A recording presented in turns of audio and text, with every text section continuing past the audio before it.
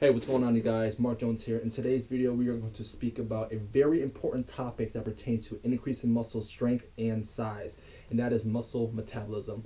So what does muscle need to metabolize, and what do they need to, or why do they need to metabolize? So there's a very important source of energy that your muscle uses for contraction, and that is called adenosine triphosphate, or ATP.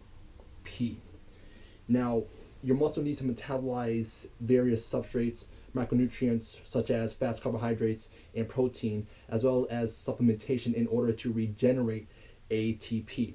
Now, there are different metabolic pathways that your muscles go through in order for it to regenerate ATP.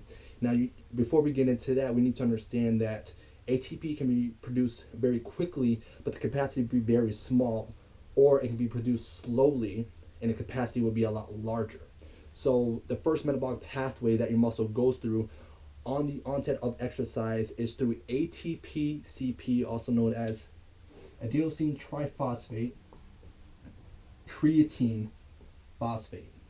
So on the onset of exercise, ATP degrades, right? Because you're using the energy to push out the extra reps, or you're using the energy to sprint hard, and it begins to degrade. Now it's going to go through this metabolic pathway here, and the phosphate group from ATP is going to transfer over to ADP,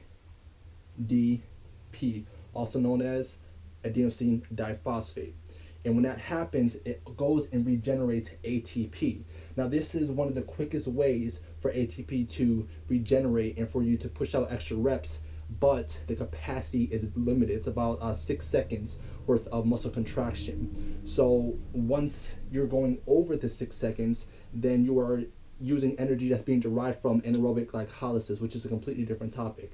But again, guys, that's why it's very important to consume your macronutrients. Make sure you're getting in enough protein, fats, and carbohydrates, and supplementation. Take some creatine.